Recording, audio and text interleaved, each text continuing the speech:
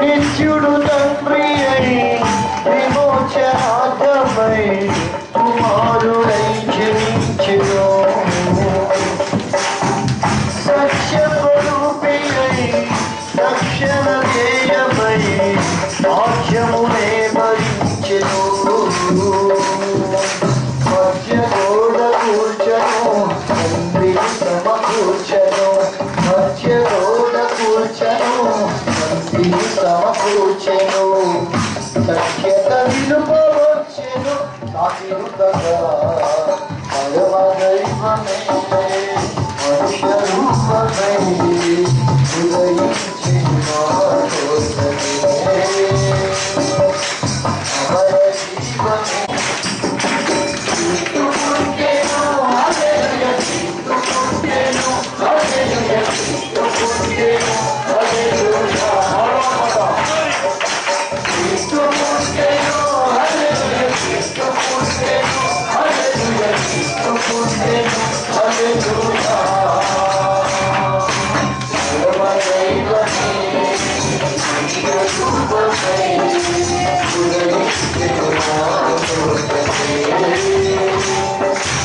అమర జీవమే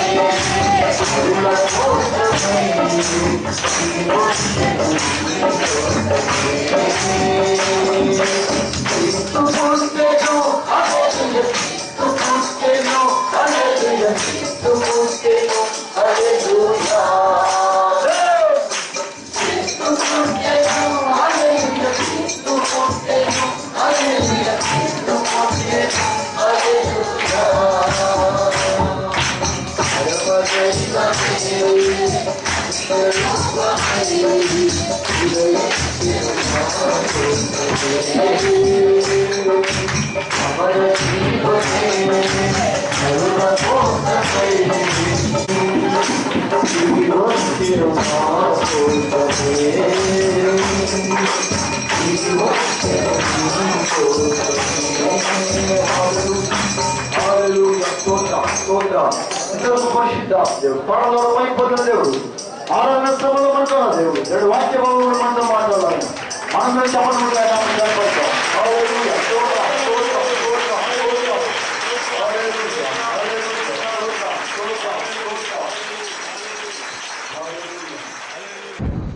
ఆ దినములలో సర్వలోకమునకు ప్రజాసంఖ్య వ్రాయబడవలనని కైసరు ఐగుప్తీయుల ఆజ్ఞ ఆయను. ఎవరాజ్ఞ అయింది?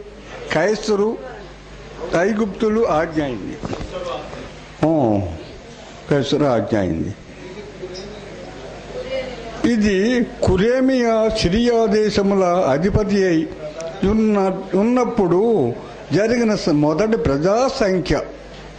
మొదటి ప్రజాసంఖ్య. ఈ సంఖ్య క్రీస్తు శకము, క్రీస్తు పూర్వము, క్రీస్తు శకం, ఈ రెండు అప్పుడే మొదలైందన్నమాట. ఈ ప్రపంచానికి సంఖ్య రాయటం, నూతన క్యాలెండర్ అనుకో, నెలలో వ్రాయబడ్డ తమ పట్టణములకు వెళ్ళిరి. యోసేపు దావీదు వంశంలోను గోత్రములోను పుట్టినవాడు గనుక తనకు భార్యగా ప్రదానము చేయబడి గర్భవతి అయి యుండిన మరియతో కూడా ఆ సంఖ్యలో వ్రాయబడుటకు గలీలియాలోని నజరేతు నుండి యోదయలోని బెత్లెహేమనబడిన దావీదు ఊరికి వెళ్ళాను. వారక్కడ ఉన్నప్పుడు ఆమె ప్రసవ దినములు నిండెను గనుక తన తొలిసూలు కుమారుని కని పొత్తిగుడ్డలతో చుట్టి సత్రములలో వారికి స్థలము లేనందున ఆయనను పశువుల తొట్టిలో పరుండబెట్టిరి.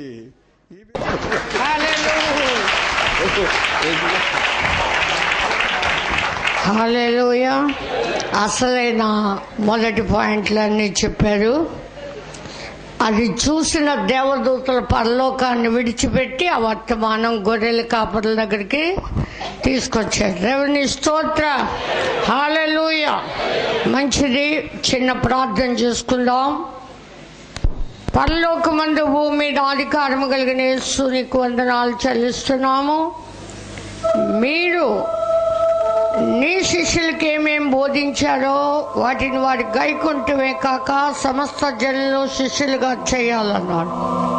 పసిపిల్లవానిగా పుట్టిన నీవు వయస్సందు జ్ఞానమందు దేవుని దయందు మనుషుల దయందు వర్ధిల్లుచు వచ్చేవాడు. అలాగ బాలుడుగా ఉన్నప్పుడే జ్ఞానము కలిగిన నీవు తండ్రి, నీ జ్ఞానముతో మమ్మల్ని సంధించినప్పుడే మేము నిజముగా నిన్ను చూడగలం. జ్ఞాని అగినట్లు వెర్రివాడు కావాలి అన్నాడు.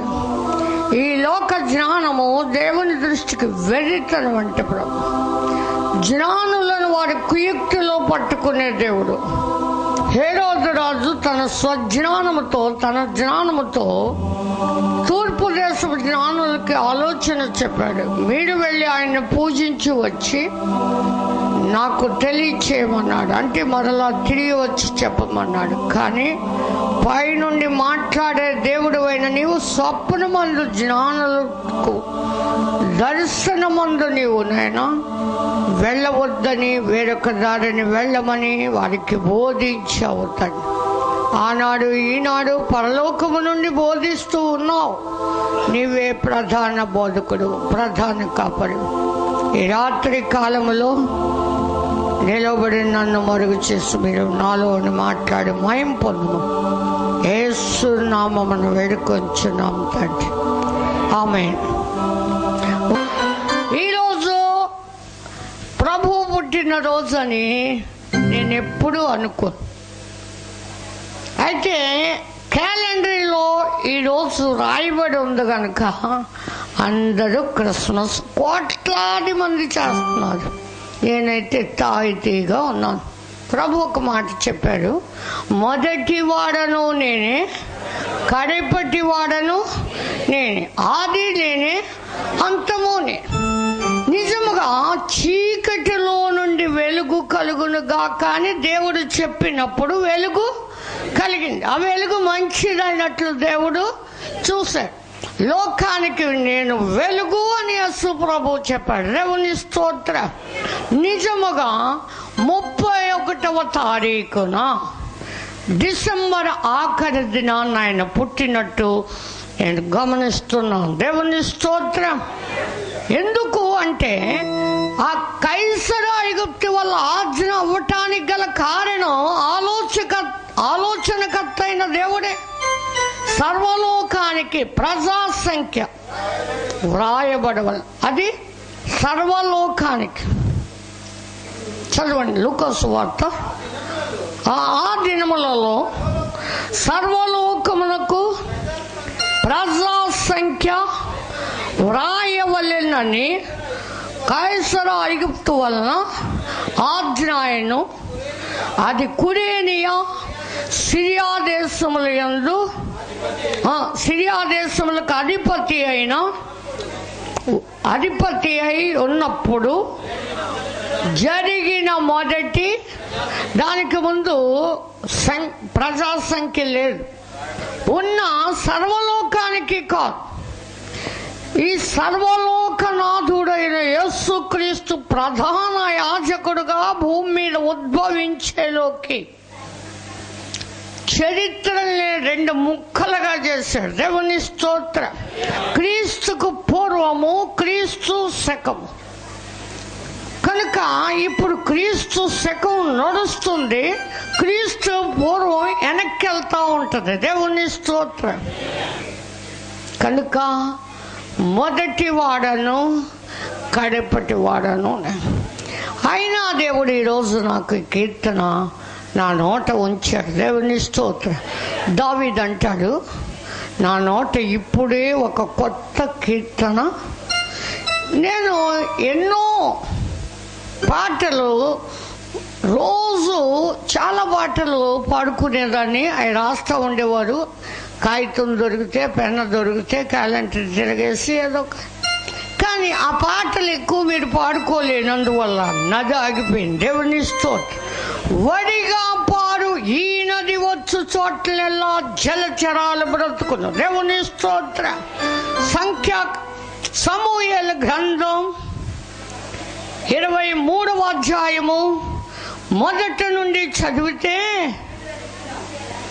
సమూయేలు, 2వ సమూయేలు, దావీదు రచించిన చివరి మాటలు ఇవే. యెషయా కుమారుడగు దావీదు పలికిన దైవోక్తి ఇదే. యాకోబు దేవుని చేత అభిషిక్తుడై. దేవుని స్తోత్ర. ఎవరి చేత అభిషేకం పొందాడు? పాస్టర్లతో కాదు, బిషప్పులతో కాదు, మనుష్య ప్రమేయము లేకుండా. దేవుని స్తోత్ర.